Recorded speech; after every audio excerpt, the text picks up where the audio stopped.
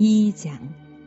한나가 기도하여 이르되 내 마음이 여호와로 말미암아 즐거워하며 내 뿔이 여호와로 말미암아 높아졌으며 내 입이 내 원수들을 향하여 크게 열렸으니 이는 내가 주의 구원으로 말미암아 기뻐함이니이다. 여호와와 같이 거룩하신 이가 없으시니 이는 주밖에 다른 이가 없고 우리 하나님 같은 반석도 없으심이니이다. 심히 교만한 말을 다시 하지 말 것이며 오만한 말을 너희의 입에서 내지 말지어다. 여호와는 지식의 하나님이시라 행동을 달아보시느니라. 용사의 활은 꺾이고 넘어진 자는 힘으로 띠를 띠도다.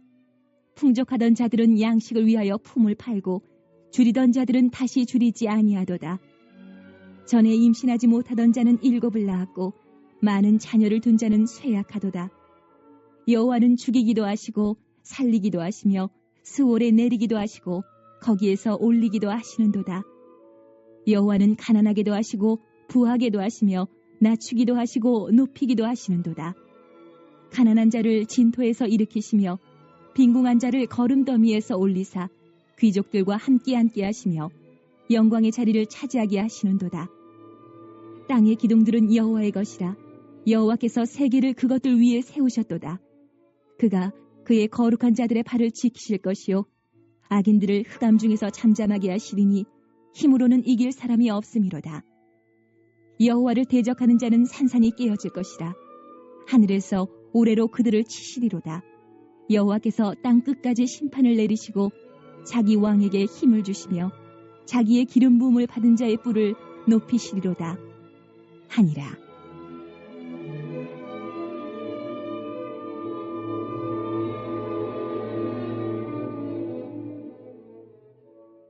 엘가나는 라마의 자기 집으로 돌아가고 그 아이는 제사장 엘리 앞에서 여호와를 섬기니라.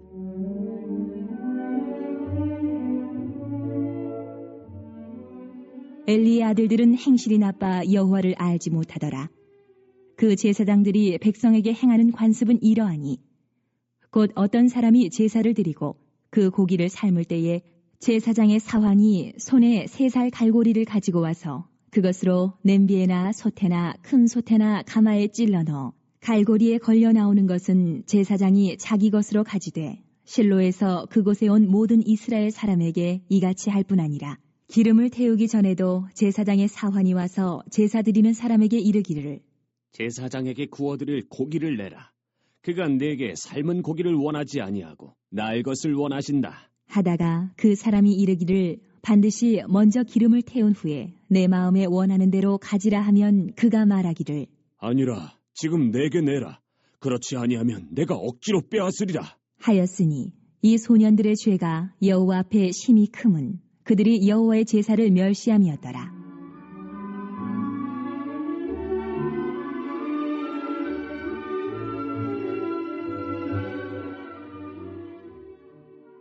사무엘은 어렸을 때에 세마포 에봇을 입고 여호와 앞에서 섬겼더라.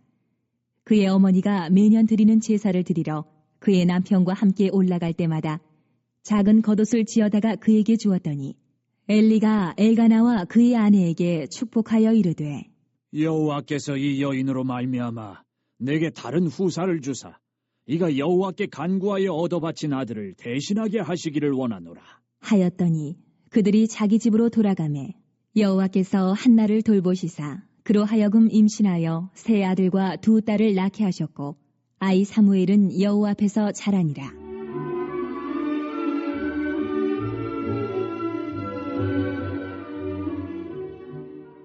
엘리가 매우 늙었더니 그의 아들들이 온 이스라엘에게 행한 모든 일과 회막문에서 수종드는 여인들과 동침하였음을 듣고 그들에게 이르되 너희가 어찌하여 이런 일을 하느냐 내가 너희의 악행을 이 모든 백성에게서 듣노라 내 아들들아 그리하지 말라 내게 들리는 소문이 좋지 아니하니라 너희가 여호와의 백성으로 범죄하게 하는도다 사람이 사람에게 범죄하면 하나님이 심판하시려니와 만일 사람이 여호와께 범죄하면 누가 그를 위하여 간구하겠느냐 하되 그들이 자기 아버지의 말을 듣지 아니하였으니 이는 여호와께서 예, 오늘 이제 사무엘상 2장 말씀을 계속해서 이제 같이 보게 되는데요. 어제 이제 사무엘상을 시작하면서 한나에 대해서 이야기를 했죠.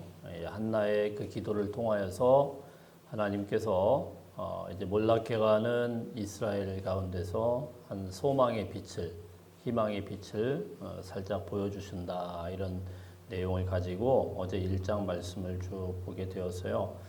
한나의 기도가 무엇이었죠? 사실 한나가 아들이 없는 문제가 있었지만 한나가 이제 하나님의 마음을 알았고 자기에게 아들을 주시면은 그 아들을 이제 하나님 앞에 드리겠다. 전적으로 하나님 앞에 드리겠다. 평생 그 아들이 하나님의 마음을 시원하게 할, 기쁘게 할 그런 사역자로 살게 되기를 원합니다. 그렇게 기도를 했죠. 그 기도대로 하나님께서 한나의 태의 문을 열어주시고 이제 아들 사무엘을 낳게 하시죠. 낳자마자 하나님께서는 작정했던 대로 한나는 작정했던 대로 이제 하나님 앞에 드리게 되는 것이죠. 성전에 어릴 때부터 드리고 평생 그곳에서 하나님을 섬기는 아들로 드리게 되었다, 이런 말씀을 합니다.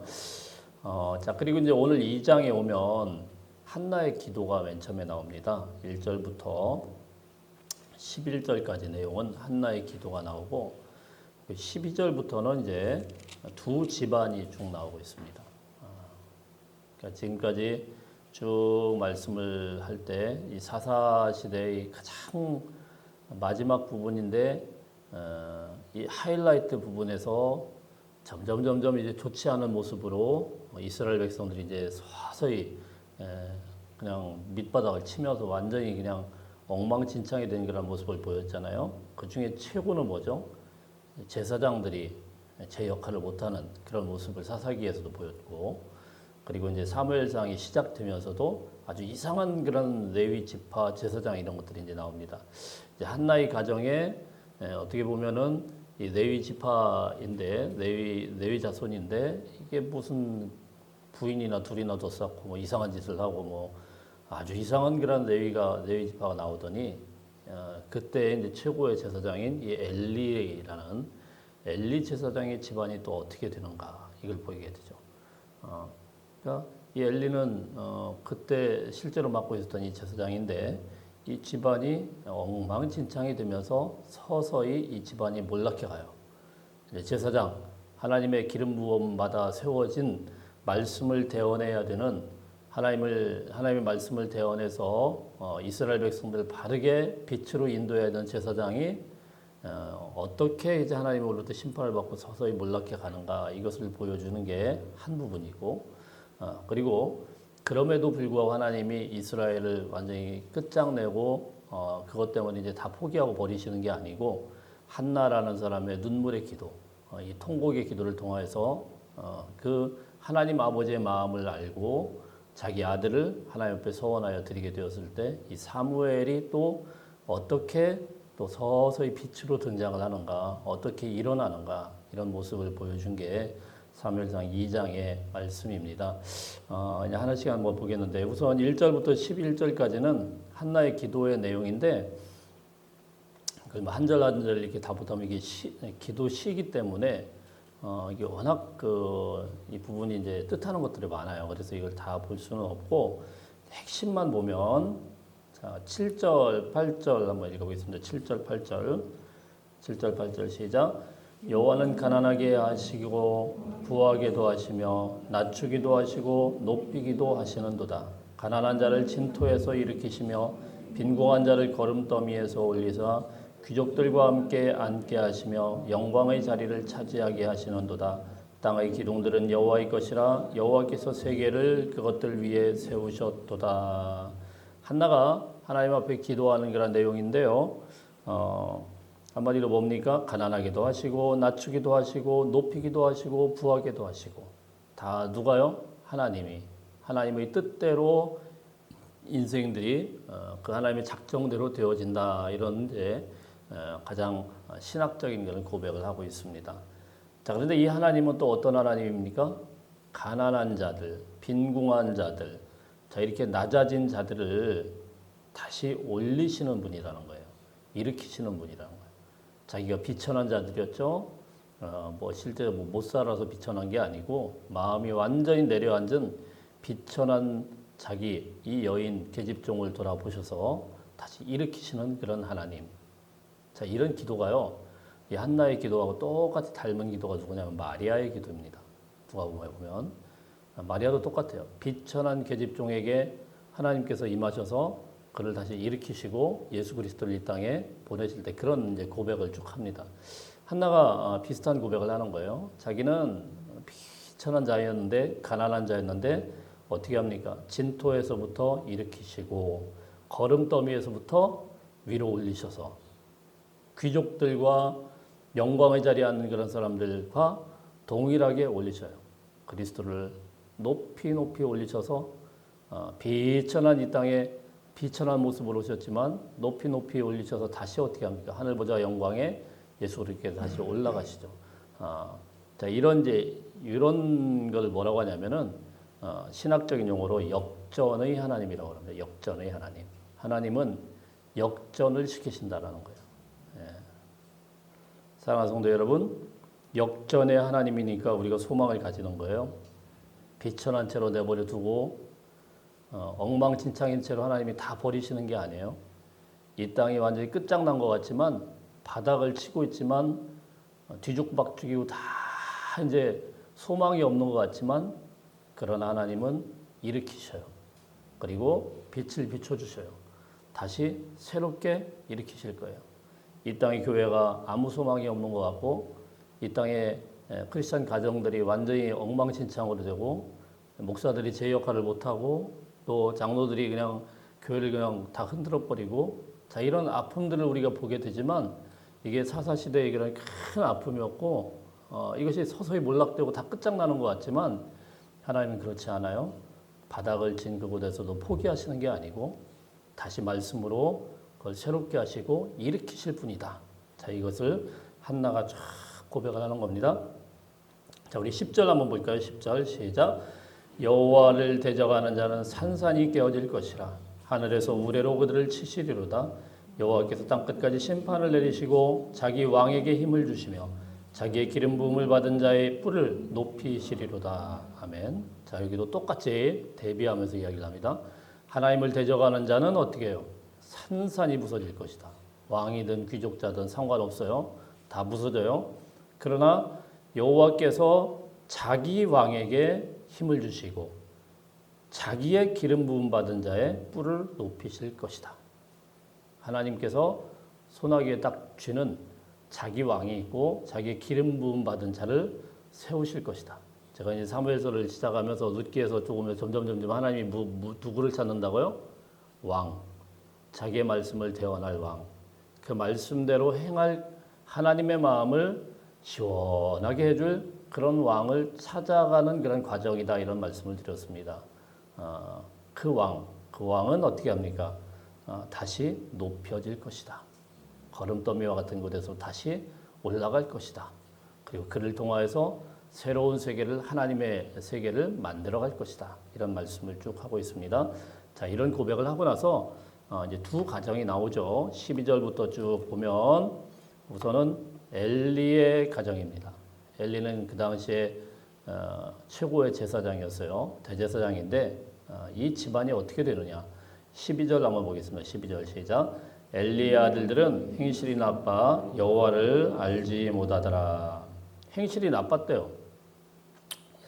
옛날 개역 한글 성경이죠. 거긴 뭐라고 했냐면은 불량자다 그랬습니다. 사실은 이게 조금 더 우리한테 더 맞는 번역 같아요. 행실이 나쁘다는 게 점잖게 표현한 거고 아주 불량한 아들이다. 애들이 뭐가 없다고 그러죠?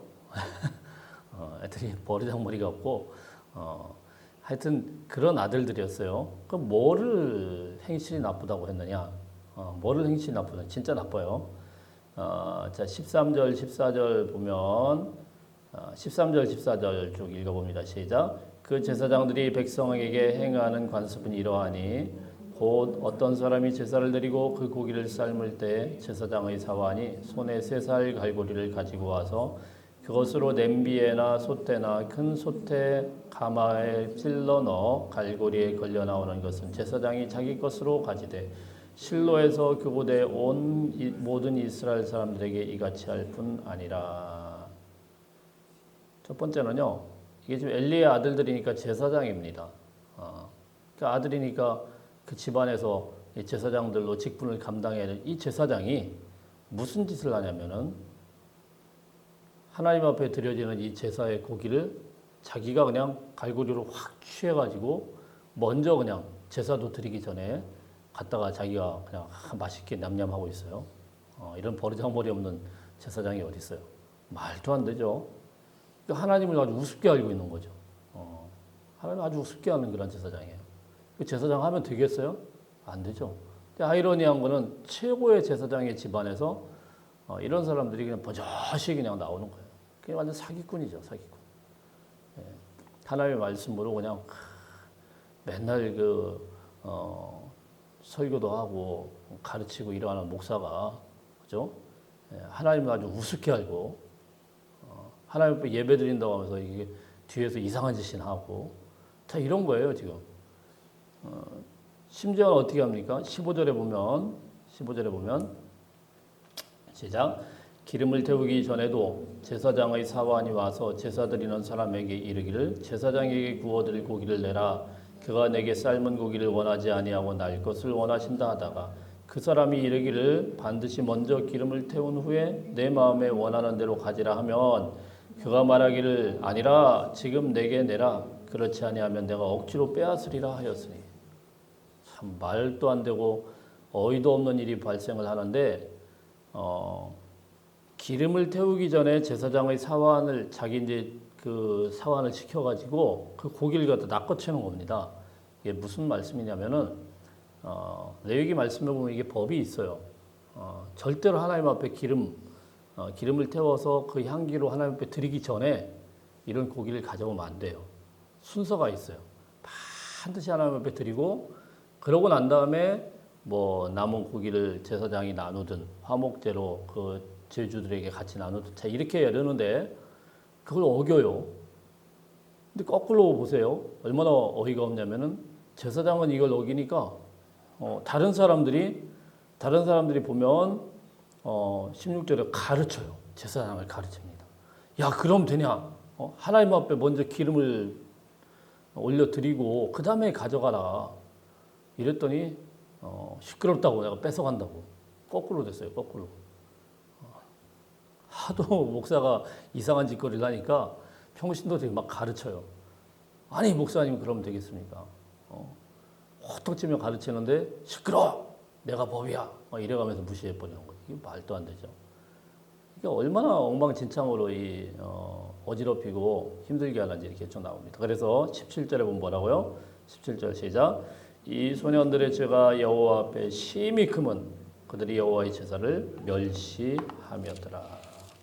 하나님을 무서워하지도 않고 그냥 아주 우습게 알고 멸시를 해버린 거예요. 오히려 다른 사람들이 이상하게 하고 하나님 앞에 그러면 안 된다고 말리고 있는데 이 제사장이라는 인간이 이런 식으로 하나님을 경멸을 하고 아주 우습게 알고 망령되게 행하게 된 것이죠. 자 이렇게 하니까 하나님이 어떻게 할까요? 가만 놔두지 않죠. 우리 22절 한번 볼까요? 22절, 23절, 24절 쭉 읽어보겠습니다. 시작. 엘리가 매우 늙었더니 그의 아들들이 온 이스라엘에 행한 모든 일과 회막문에서 수종드는 여인들과 동침하였음을 듣고 그들에게 이르되 이런 일을 하느냐? 너희가 너희의 악행을 이 모든 백성에게서 듣노라. 내 아들들아 그리하지 말라. 내게 들리는 소문이 좋지 아니하니라. 너희가 여호와의 백성으로 범죄하게 하는도다. 참, 이 엘리라는 제사장이 더 문제죠. 늙었다. 참 좋지 않은 그런 모습을 보이고 있어요. 늙어도 잘 늙어야 되는데 아주 추하게 늙은 거예요. 아무 힘도 없는 그런 늙은이로 가가지고 어떻게 합니까? 얘기를 들었어요. 아들들이 무슨 짓을 했냐면 심지어는 회막문에서 수종드는 여인들을 그냥 데려다가 동침을 하고 강제로 추행을 하고 이런 못된 짓거리를 했어요. 말도 안 되죠. 말도 안 되죠. 이런 일을 했으면 어떻게 해야 됩니까? 어른이라면 호통을 치고 야단을 쳐야죠. 너 그러다가 큰일 난다. 너 그러다가 진짜 하나님 앞에 제대로 당한다. 야단을 쳐야 되는 게 맞는 거예요. 이거는 너무 상식적인 거잖아요. 말도 안 되는 짓거리를 지금 하고 있는데. 그런데 엘리는 뭐라고 합니까? 그러지 마라. 그치? 그러지 마라. 너 그럼 되겠냐? 이게 무슨 제사장이야, 이게. 근데 여러분 참 웃지 못할 이런 해프닝이 꼭 엘리 시대만 있겠습니까?